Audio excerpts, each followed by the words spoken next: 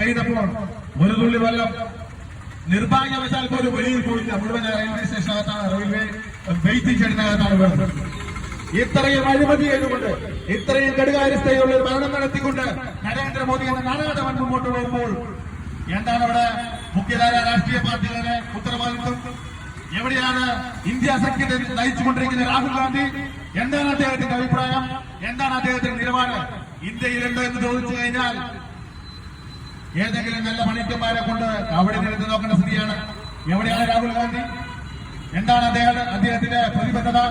എന്നാൽ അവിടെയെല്ലാം ഒരു അഞ്ചലിപ്പൊക്കെ ഒരു പാവ മനുഷ്യൻ, അരവിന്ദ് കേജ്രിവാളും അറിയപ്പെടുന്ന ഒരു പാവ മനുഷ്യൻ നേതൃത്വം കൊടുക്കുന്ന ആം ആദ്മി പാർട്ടിയും അതുപോലെ തന്നെ ആ മനുഷ്യനും ഇത്രയും ദിവസം തെരുവിൽ സമരം ചെയ്തുകൊണ്ടിരിക്കുന്ന ആ യുവത്വത്തോട് ഐക്യപ്പെട്ടുകൊണ്ട് ആ തെരുവിൽ അവരോടൊപ്പം നിലനിൽക്കാൻ ആം ആദ്മി പാർട്ടി എന്ന പാർട്ടിയിൽ തയ്യാറാണ് എന്ന് ഉറക്കെ പ്രഖ്യാപിച്ചുകൊണ്ടാണ് അവരവരുടെ കണ്ടതും അവരോട് ഐക്യപ്പെട്ടതും അവരുടെ സമരത്തിന് ഐക്യദാർഢ്യം പ്രഖ്യാപിച്ചുകൊണ്ട് മുമ്പോട്ട് പോകുന്നതും. ഇതല്ലേ സാമൂഹ്യ പ്രതിബദ്ധത?